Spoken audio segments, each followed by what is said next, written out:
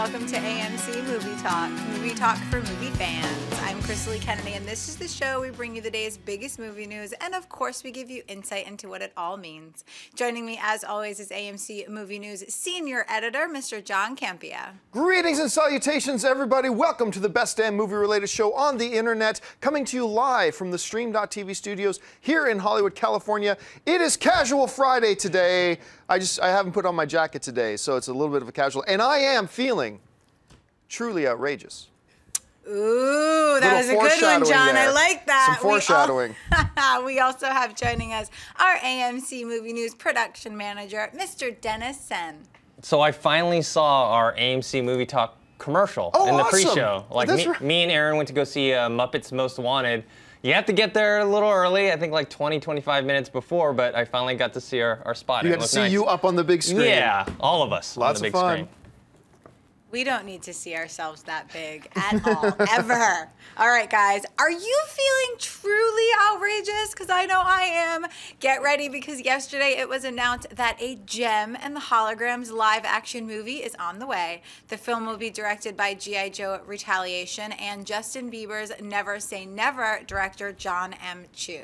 No word yet on release dates. John, what do you think about the upcoming JEM and the Holograms movie? This is stupid. This is stupid. You're telling me. I remember a little while ago, remember John M. Chu was on board? I know I'm hurting Crystal Lee right now. You remember John M. Chu was supposed to be directing the new He-Man? Yeah. He was all on board to direct the next Masters of the Universe, all that kind of stuff, and stepped away all because the next G.I. Joe film was going to take up my time. Oh, but wait, I've got time to do JEM and the Holograms? Are you kidding me? Let this sink in, film fans. Let this sink in for a second.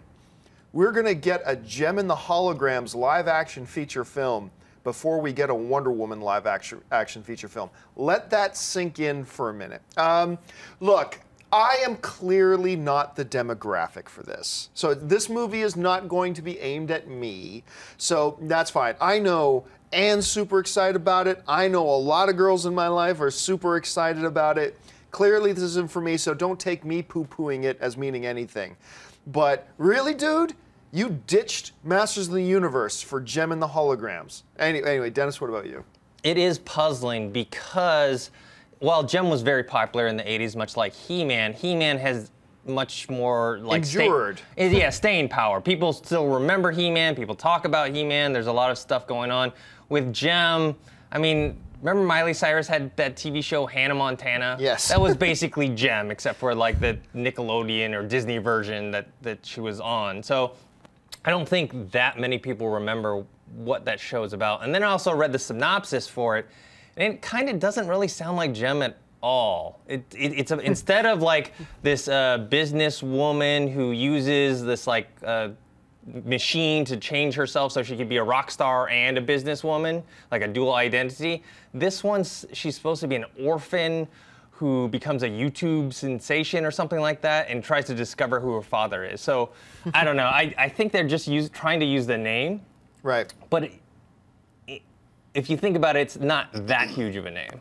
All right, well, let's get some insight here from the demographic that matters. Crystal Lee, what are your thoughts about a JEM and the Hologram movie? This girl is so excited, and I'm going to tell you why. Not just because I was a huge fan of JEM growing up. I had the dolls. Not because John Chu directed G.I. Joe, and my G.I. Joes used to date JEM, so that's a perfect match for me. But on a serious note, this to me is a great thing of these 1980s female-driven characters that women love getting a chance to come on the big screen. They're not ready for a Wonder Woman yet. I'm not sure why, but the fact that this female-centered movie from the 80s of things that we love is coming to the big screen means they're giving these things a chance. And for girls, I think it's awesome. All right, let's move on to the next topic. As many of you know, another Steve Jobs biopic is in development that is written by Academy Award-winning writer Aaron Sorkin and is looking to bring on director David Fincher to direct. It's now being reported that the studio is targeting Christian Bale to play Jobs. According to the Wrap, Fincher is making Bale take the role as a condition to directing the film. Dennis, do you think Christian Bale would make a good Steve Jobs? I think he would make an excellent Steve Jobs. I mean, not only is he one of the best working actors right now, I think he can relate to Steve Jobs in a way that someone like Ashton Kutcher, who played Steve Jobs in that other movie, couldn't. I mean, Steve Jobs was a very obsessive, driven, and somewhat arrogant figure. And Christian Bale, I think, can pull that off. Embodies all of those things, he maybe? He can pull off. He's a method actor. He has been known to throw a fit or two. And he is obsessive about his acting. So I think he can translate that over to the role of Steve Jobs. I'm going to completely agree with you. This is a great fit. And it's not just because Christian Bale is a great actor. It's because this is also a really great fit for all the reasons that you explained and more. And I think this would be a really nice addition. Now, and you're right, Steve Jobs was also, besides being an innovative genius who changed the face of the world, literally, he was known from time to time to embody all those qualities, throw the little immature babyish hissy fit, as everybody is prone to from time to time. And we know Christian Bale has done that in the past. As an aside, I know everybody's already heard the little hissy fit that Christian Bale threw on the set of Terminator. Look up on YouTube Christian Bale throwing his fit. Somebody took it and edited it as if he was throwing his tantrum against Homer Simpson. Look it up on YouTube. It is absolutely hilarious. But the dude is one of the best actors working today. I think this is a genius casting. If he agrees to it, I'm all on board for this. Totally on board for this. This would be great. All right, folks, we reached that part of the show called Buy and Sell. Here's how this works. In front of her, Chris Lee's got a few other items in the world of movie news. She's going to run them down. Then Dennis and I are simply going to say whether we buy it or sell it. So, Chris Lee, what do we got? Fox Studios has just announced that James Mangold's sequel to The Wolverine will hit AMC theaters on March 3rd, 2017, with The Fantastic Four 2 coming to AMC theaters on July 14th, 2017. They've also set a just-announced mystery Marvel project for July 18th, 2018. John, buy or sell Fox's announcement of the new dates? I buy it. One of my criticisms of Warner Brothers over the years with their comic book properties is their failure to show confidence in their properties. You know, whether it's misplaced or not, show confidence in what you're doing. Show confidence in the properties you own. I like this move by Fox, already announcing before they even started production on the next Fantastic Four, saying we're already scheduling the next one. At least they're showing confidence. They're showing that at least they like what they have, which totally goes against those rumors that were floating around that, oh, they're dropping everybody. And Fox kind of comes out and makes a very definitive statement. As a matter of fact, we've already planned the next one, and we've got a date for it. I like that. The mystery project is going to be one of two things. It's either going to be X-Force or it's going to be an X-Men Fantastic Four crossover. I have a feeling it's X-Men Fantastic Four crossover. That's just my gut feeling. Could be something else. But anyway, Dennis, what do you think about this? I buy it as long as they make their June 15th, 2015 release date for the first Fantastic Four. Then everything's on track. Exactly. And yeah, it shows that they have a plan. They want to do what Marvel's doing. I mean, that's what Sony wants to do. Fox wants to do it. I think WB actually wants to do that too, but they seem to have trouble with that. Yeah. And they want to have not just building franchises, but they want to build a universe because they realize by having a universe, you're kind of like almost multiplying the amount of profit that you're making off each movie. And I agree with you. I think it's going to be an X-Men Fantastic Four crossover in 2018. And maybe if they show Fantastic Four footage this Comic-Con, maybe they'll announce that. Say that might be the big announcement for them. Good thought. Good thought. All right, what's next? You said those magic words, Comic-Con, and I got so excited. All right, last month it was reported that Ron Howard was going to be taking over the upcoming Jungle Book remake for Warner Brothers. However, it is now being reported that project has a new director. Famed Golem and King Kong motion capture actor Andy Serkis. Aside from reprising his role as Golem in the Hobbit films, Serkis has also been functioning as the second unit director on the Hobbit films and has apparently impressed the WB brass enough to give him a shot at Jungle Book. Dennis, buy or sell Andy Serkis directing Jungle Book? I'm going to buy it. I'm not saying that the movie's going to be good, but I say why not give Andy Serkis a chance? You know, he did second unit work directing on The Hobbit, and that's kind of a role, if people don't know, second unit directors, they're kind of separated away from the director, and they shoot stuff like establishing shots, cutaways, inserts, sometimes some stunts, and so it kind of lends itself to being like learning to become a full-time director, and so I think this is the next logical step, and give him a chance. Yeah, you know, it's funny, if you watch a lot of the documentary stuff on the original Lord of the Rings films, Peter Jackson, the way he shot The Lord of the Rings and The Hobbit is he would often have 2 or 3 scenes shooting at the same time in different locations. Rather than, say, like just establishing shots or whatever, he would actually have a scene going on in one sound studio, another scene being shot in another town, and the second unit directors working with Peter Jackson actually have to direct. And I remember hearing Peter Jackson talk about Serkis in this regard, saying Peter Jackson saying it's unbelievable the grasp that Serkis has of storytelling, managing a vision, putting everything in the right direction. That's high praise. Interning under a guy like Peter Jackson is not a bad way to learn that art and that craft. So this is really good. And you know what? Jungle Book, perfect kind of thing for a first-time director like this, as opposed to, a $200 million blockbuster tentpole as his first film. Doing something like this, I think this is a really good move on everybody's part, and I'm excited to see what Andy can do. All right, folks, that will do it for all of our topics here today. Oh, no. Where did are I you forget going? something? Where are you going? A pretty big You're one. missing the biggest You don't want to skip this one. What are they doing? Bring this on. Bring this on. What are they doing? Okay, first of all of my comic book fanboys, I'm going to ask you to sit down for this one. Yes. Oh, yes. Because let the trash talking begin. In a recent panel for the upcoming Captain America: The Winter Soldier, a reporter asked about the fact that DC is planning on releasing Batman vs. Superman on the same day that Marvel is going to release Captain America 3, May 6th, 2016. My boy Anthony Mackie responded by saying, "This is where punks step up to get beat down." And Samuel L. Jackson responded with, "There's Marvel, where you have heroes, and there's DC, where you have some interesting bad guys." Director Joe Russin reiterated that Marvel has no plans to move their date, and Chris Evans called it a high-speed game of chicken. John, buy or sell the Captain America team's response and trash talk. Love it. I loved it. Now, it's funny. We had Sebastian Stan in here, who's obviously the Winter Soldier. And I mentioned, once we were done our interview with him, I mentioned to him, yeah, we're going to continue the show now. We're probably going to be talking about that whole fact that Batman vs. Superman is going to be opening on the same day as Captain America 3. And he looked at me and said, what? He said, how do you know more about this than I do? He had never even heard about that before. Yeah, so there's this great panel. You can find the video on YouTube. I'll see if I remember, I'll try to put a link in the show notes a little bit later, but you can just find it on YouTube. They have the whole panel. They have the Russos up there, Chris Evans, Scarlett Johansson, Samuel L. Jackson, Anthony Mackie, talking about, and this, reporter asks a very fair question. What about this? And the Russos started off talking pretty calmly about it. Said, well, if you got 2 cars heading towards each other at a high rate of speed, somebody's got to swerve. And he said, we had the date first. We had announced that date first. And I can totally understand, he said, why Kevin Feige said, no, we're not moving. We are not moving. And that's when Mackie really started the trash talking, because he didn't just say, this is where punks step up to get beat down. He's like, this is where punks step up to get beat down. I mean, he was really into it. And then Samuel Jackson, just the way he said that line. Well, there's Marvel with great heroes, and then you got DC with some interesting bad guys. And Mackie starts howling, and I love it. I love it. You know what? More than ever, look, somebody's got to move. Somebody's got to move. But more than ever, I am hoping they don't. More than ever, I am hoping they stay, because I want 2 years of this crap.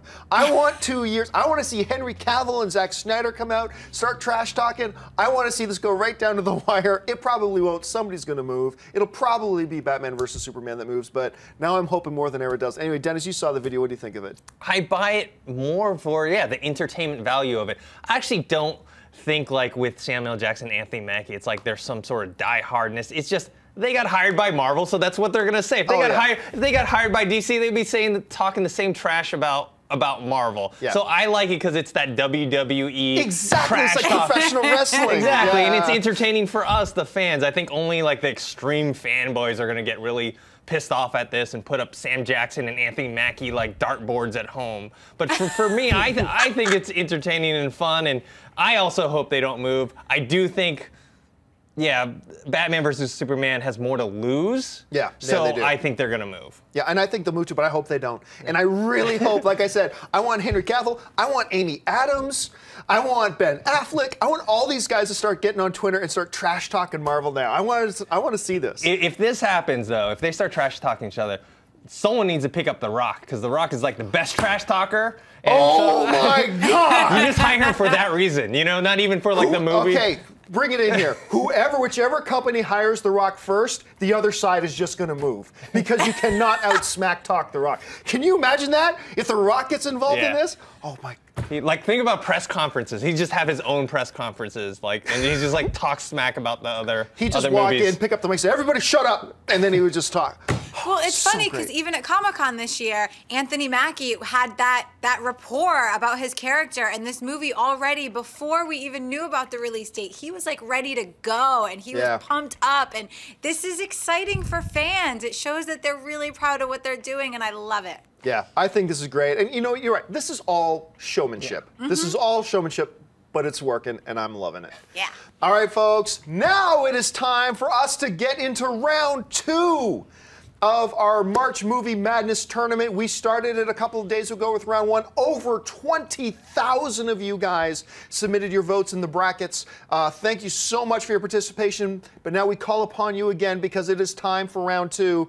And before we go into round 2, I'm going to let you know at the end of the show, we're going to leave a couple of minutes to take some live questions from you guys watching us live. We do the show live every day, Monday through Friday at 11 a.m. Pacific Standard Time. So you can tweet in questions to @AMC Movie News. So tweet questions to us at AMC Movie News. We'll get to a couple of them at the end. But for now, it's time for us to run down the results of round 1 and introduce the matchups for round 2. So we're going to start in the Nolan bracket.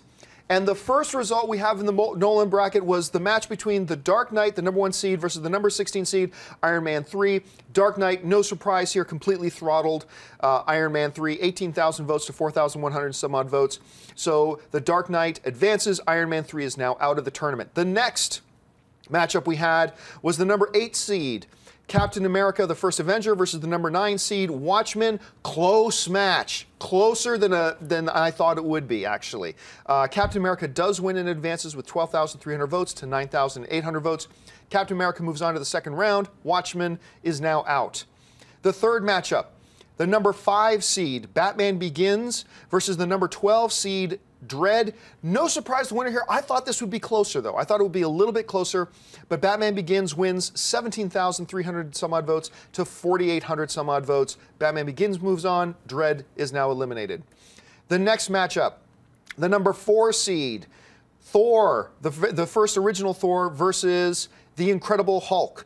And as you can see from results there, Thor wins handily, 15,600 and some odd votes to 6,500 and some odd votes. Thor advances. The Incredible Hulk is now out. The number 6 seed, this is my surprise. The number 6 seed, the original classic Superman versus The Dark Knight Rises. I thought because of popularity's sake and because Superman is an older film that a lot of people haven't seen, I thought The Dark Knight Rises, in my opinion, no doubt, the original Superman's a better film, in my personal opinion. But I still thought The Dark Knight Rises would win. I didn't think it would be this lopsided, though. 16,597 votes to 5,600 votes. The number 11 seed upsets the number 6. So The Dark Knight Rises advances. The number 6 seed, Superman, the original, is out. And then we move down to the number 3 seed, X-Men, the original, versus Punisher Warzone. No surprise here. X-Men trounces Punisher Warzone, 19,814 votes to 2,385 votes. X-Men, the original X-Men film, moves on. Down to the next matchup here. We have Man of Steel, the number 7 seed, versus the number 10 seed, Hellboy. Again, this is one that I thought Man of Steel would win, but I thought Hellboy would make it a little bit closer. But Man of Steel ends up winning handily, 15,349 votes to 6,850 votes. Man of Steel advances. This Hellboy film is eliminated. And then the final matchup of round 1 in the Nolan bracket, we had Spider-Man 2 versus Kick-Ass 2, and really no surprise here, Spider-Man 2 wins handily, 15,455 votes to 6,744 votes. So this is now what the Nolan bracket looks like. The round 2 matchups are right here. We got The Dark Knight is going to be going up against Captain America, the First Avenger. Batman Begins going against the original Thor. The Dark Knight Rises versus the original X-Men. Man of Steel versus Spider-Man 2. Dennis, this is where things start to get interesting. Which one of these do you think is going to be the tightest race? The tightest race, probably Man of Steel versus Spider-Man 2. That's going to be tight. That is going to be tight. You know, the other one for me that I think is really interesting is going to be The Dark Knight Rises versus the original X-Men. Yeah. That's going to be tight, but Batman Begins, I think Thor will advance against Batman Begins. I'm probably wrong about that. I'm going the opposite way on that. I totally see why. Dark Knight will have no problem with Captain America, the first Avenger. So this is what we've got. So folks, listen. In the description of this video, you will find the link where you can go and vote on round 2. And once again, the matchups for round 2 in the Nolan bracket are The Dark Knight versus Captain America, the first Avenger, Batman Begins versus Thor, The Dark Knight Rises versus X-Men, and Man of Steel versus Spider-Man 2. Once again, look in the description of this video for the link that says where you go to vote for round 2. Go to that page and submit all your votes. Now let's move on to the results from the Whedon bracket. And in the Whedon bracket, our first matchup was the number 1 seed, The Avengers, versus the number 16 seed, Iron Man 2. The Avengers actually with the biggest margin of victory out of all the first round matches, the only, I believe, competitor in this to get 20,000 plus votes. The Avengers gets 20,427 votes, whereas Iron Man 2 only managed to muster 1,772 votes. The Avengers completely expectedly moves on to round 2. The next matchup was the number 8 seed, Kick-Ass, versus the number 9 seed, The Amazing Spider-Man, the most recent Spider-Man, of course. And The Amazing Spider-Man wins. It wins with 13,247 votes, beating the number 8 seed with only 8,952 votes. The Amazing Spider-Man moves on. Kick-Ass is now eliminated. The next result, we had Superman 2 versus Thor, The Dark World. Another one I'm surprised by how lopsided this is. Superman 2 is amazing. But like you said yesterday, Dennis, it's an older film. Probably a lot of people haven't even seen it. Yep. So it only got 5,258 votes versus Thor, The Dark World's 16,941 votes. Thor becomes the second Thor movie to advance into round 2. The next matchup, we have the number 4 seed, Blade 2, versus the number 13 seed, Batman Returns. Color me surprised. Batman Returns pulls the upset with 12,348 votes over Blade 2's 8,911 votes. The number 4 seed, Blade 2, is eliminated. Batman Returns advances. Lots of Batman advancing. The next matchup, we had the original Spider-Man movie at the number 6 seed versus the original Batman movie. Again, color me surprised. The original Michael Keaton Batman wins with very tight, our tightest race, with 11,791 votes versus Spider-Man's 10,408 votes, the tightest one out of all of the matchups from round 1. Next up, we have the original Iron Man against the Wolverine at the number 14 seed. Iron Man wins handily, 17,074 votes to Wolverine's 5,125 votes. Next up, we have the most recent X-Men First Class versus the original Blade. No surprise here. X-Men First Class wins 16,890 votes to 5,309 votes. And then the last matchup in round 1 for the Whedon bracket, X-Men 2, X-Men United, the number 2 seed, handily wins 16,987 votes against Hellboy 2, The Golden Army at 5,212 votes. I thought this one deserved to be a bit closer. So let's now look at the matchups for round 2 in the Whedon bracket. We've got Avengers will be going up against The Amazing Spider-Man. Thor, The Dark World will be going up against Batman Returns. Batman, the original, going up against the original Iron Man. X-Men First Class going up against X-Men 2. Dennis, which of these matchups do you think is the tightest one we've got? I think it's X-Men First Class versus X-Men 2. Yeah. I think they're both the same franchise, so you're not going to get that biased vote in terms of what franchise you like better. And so it's purely going to be on what you liked about the movie. And both are excellent movies, and they're really good. I think that's going to be the closest one. Yeah, no, I agree with that. I think that's the closest one. An interesting one for me, though, is going to be this Thor: The Dark World against Batman Returns. How you guys responded to Batman Returns really surprised me. I did not expect that popular a vote for Batman Returns. So it's in there. I also did not expect Thor: The Dark World to win as handily as it did. So this is going to be an interesting matchup. I think because of it's a more recent film, I think Thor is probably going to take this and advance to the third round. Who would have thought that Thor: The Dark World would advance to the third round of this tournament? And it's going to go up again as Avengers. I mean, yeah. I mean, there's not a lot of doubt here, right? I mean, anything can happen, but I don't think there's a lot of doubt as to who's going to win this. So once again, guys, we now need you to look in the description of this video for the link where you go and fill out the form, where you fill out the bracket, submit your votes so we can get the results, which we'll announce sometime next week of round 2. So once again, let's look at this. The rundown for the new setup for the Whedon bracket is Avengers versus The Amazing Spider-Man, Thor: The Dark World against Batman Returns, the original Michael Keaton Batman against the original Iron Man, and X-Men First Class versus X-Men 2. Go on over, look in the description of this video, click that link, and go and submit your votes. And thank you to everybody who voted for round 1. I know a lot of people's brackets have already been busted in the first round. So many of you guys, I spent like all night the other night just going through Twitter, looking at all the brackets you guys filled out. It was really impressive, a lot of fun. Thanks for participating. And now let's see what happens in round 2. All right, folks. As promised, we're going to leave a little bit of time now to take your questions from the Twitter stream. Tweet us at AMC Movie News. Crystally's been keeping her eye on it. So, Crystal, what questions do we have coming in on Twitter? Glitchbusters would like to know whatever happened to the Captain Planet movie that was being made. Did that project get canned? It wasn't all that long ago that they announced it, so I wouldn't see why we think it's being canned. I'm not surprised that we haven't heard movement on it yet.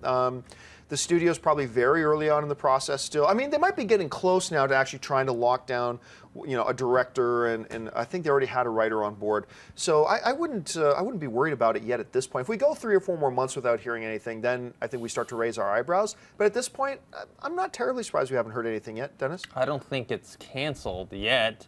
I would actually rather see Don Cheadle reprise his role as Captain Planet in that. What was it? The Funny or Die sketch? Stuff. Yeah. I'd see an hour and a half of that. All right, what's next? KM Smarty 23 wants to know, what do you think about the possibility of Blade and Ghost Rider in the MCU, maybe teaming them up with Doctor Strange? Nope, won't happen. I mean, I don't think it'll happen at all. Blade and Ghost Rider are definitively R-rated characters, and I think the major fan base would want R-rated stuff. And I don't think that fits within the tone that Kevin Feige has set up for the Marvel Cinematic Universe right now, unless you really want to neuter those characters and make them more tame, which I don't think the fans want them to do. If anything, I could see them, how Marvel is using some of these characters now on Netflix series, and I don't want to go into the television stuff, but it almost seems like that would be a better home for characters like Blade and Ghost Rider. And I think they're probably going to wait to see how this Daredevil stuff works out with Netflix, and if it works out, I think you'll probably, sometime in the next 5 years, see Blade and Ghost Rider on something like that, but I just don't see them as they are fitting into this universe Kevin Feige so carefully crafted. What do you think? I don't think they will, because it's the one they have now is more family friendly, and then those are like more R-rated. I think, though, they will kind of make their own kind of mini universe on the side, and say that this is still part of the big universe, but they don't ever cross over with Iron Man or Captain America or Thor or anything like that. They just maybe we'll see some crossover with Daredevil, Punisher, and let's say whatchamacallit, was the last Blade. Right. Like maybe those 3 will cross over with each other. Possible. Yep. All right. What's next? Caleb Spatched wants to know, with Robert Redford and Michael Douglas being added to Marvel, what other classic actors would you like to see in Phase 3? Well, I mean, you already had guys like Anthony Hopkins in there. Basically, I mean, there used to be a day when, the serious actors don't do comic book films. That day is gone. I mean, now big name actors want to do these films because people love them. And you got guys like, I remember talking to Anthony Hopkins on one of the Marvel carpets, and it's like, I have grandkids who love this stuff. They wanted to see Grandpa in this, so all right, I'll do it. I mean, so I think you got a lot of these older veteran actors that probably have a lot of stuff with their kids or their kids' kids. So there's an attraction to that, but also these are huge, big, mega blockbusters. I mean, these are legacy films that you're making. I mean, more people are going to see Robert Redford. Think about this, with the career that Robert Redford has had. More people are going to see him in the new Captain America film than have seen him in any of his other films ever. Think about that for a second. I mean, that's crazy to think about, but it's true, and that's got to be attractive to a guy like Robert Redford. So I think anybody's on the table. I think Daniel Day-Lewis is on the table. I mean, we already see Russell Crowe is in these things. Anybody is totally on the table for coming into a Marvel or a DC film like this. Dennis? I would say everyone but Daniel Day-Lewis. I don't think you should write him off. I'm writing him off. He carefully, he waits forever to pick a movie, so I don't think it's going to be a comic book movie. He'll be Doctor Strange. No. but I could see someone like a Robert De Niro or Al Pacino getting into this, in one Marvel or DC. So yeah, someone like that. All right, what's next? Victor Stasopoulos wants to know, will we ever see Hannibal Lecter returning to the big screen after the success of the NBC show? It really depends on the direction of the NBC show. I don't think there are any plans right now for doing another Hannibal film right now, but I don't watch the Hannibal show, but everybody I know who watches it adores it and loves it. If that show continues to build the popularity of the character, you can bet your bottom dollar that they're going to be looking at bringing Hannibal back to the big screen. But then you're facing, you're doing a television show, you don't have to fill the shoes of Anthony Hopkins because nobody's expecting Anthony Hopkins. No. You make a Hannibal movie, you are now filling the shoes of Anthony Hopkins. And that's a little more tricky and a little more challenging, but I think at some point they'll do it. I haven't seen the TV show yet, but everyone I've talked to as well love it. And they also say that it's very surprising that it's on NBC because they said it's very adult. I heard it's gruesome. Very mature, and that it should be on like an FX or HBO or Showtime or something like that. But ratings-wise, I don't think it does very well. I think it does okay, but I don't think it's a ratings hit, so I don't think that's going to be the thing that leads into We'll see how it evolves. Exactly. All right, what's next? Brandon Barrett wants to know if we think there'll ever be a Mr. and Mrs. Smith 2. This kind of came up the other day. No, I don't think there will be, but I would love for there to be one. It was a big hit. It was a great, fun film. Obviously, big star power. But both of them now are very, very busy. I mean, you got Angelina Jolie, who is, she's got Maleficent coming out, which looks fantastic. But she's also a filmmaker now. You got Brad Pitt, who just was on the Oscar stage as a filmmaker, as a producer. So now he's acting, producing, running his own little studio. I can't remember the name of his studio, what his shingle is called. It might be something 6, I can't remember. But so you got both of these guys really, really busy. And for that reason, I don't think it will happen, but man, I'd be all game for it if they wanted to. I'd love it if they did it as well, because I really enjoyed the first one. It was directed by Doug Liman, who did the Firstborn movie. And he also did Swingers way back in the day. Yeah. Woohoo! Love Swingers. Let's take 2 more. All right, Constantine wants to know, hey guys, love the show. What would you say is the most overrated film franchise of all time? Oh, that's tough. That's tough. But, okay, here's a disclaimer. Remember, you used the word overrated. Overrated. A lot of people don't understand the meaning of overrated because sometimes you can say something is overrated, but that doesn't mean you're saying something is bad.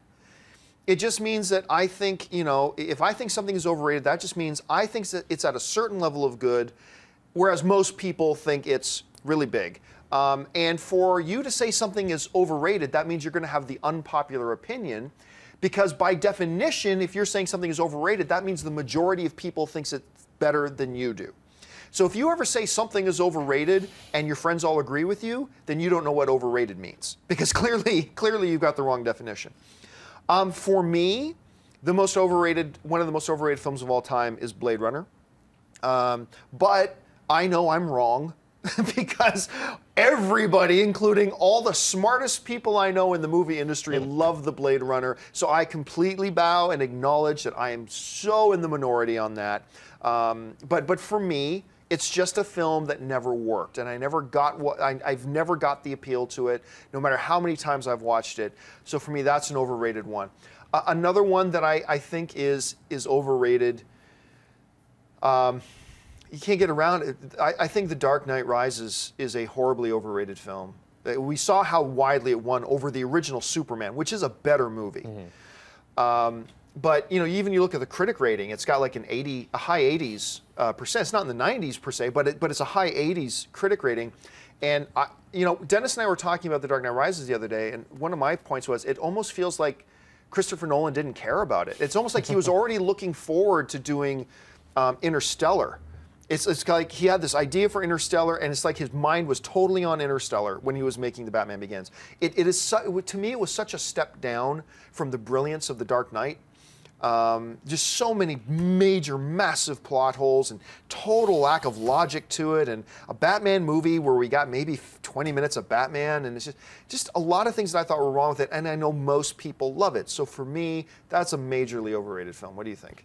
In terms of overrated films, yeah, The Artist, it won the Oscar, a couple years ago. I liked the film, but I didn't think it was groundbreaking in any way. I mean, I'd seen, I went to film school. I saw a lot of black and white movies that conveyed similar, things.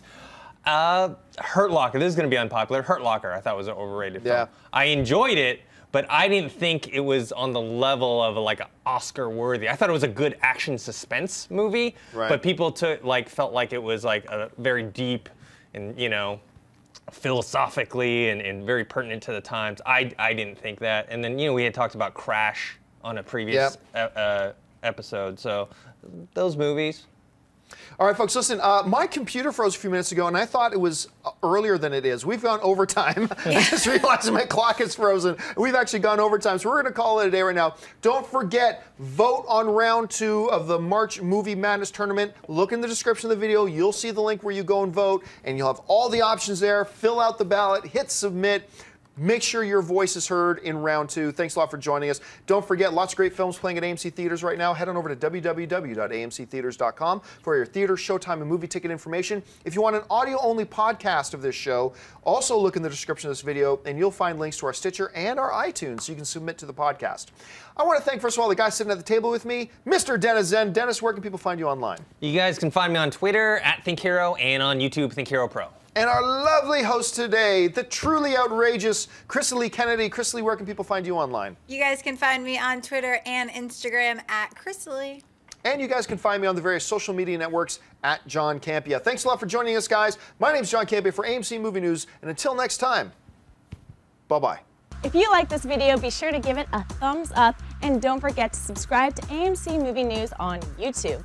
It's free and a great way to stay updated with all the latest movie news and check out our daily show, AMC Movie Talk. Also, don't forget to check us out on Facebook and Twitter to stay in the loop for our special prizes, giveaways, and contests.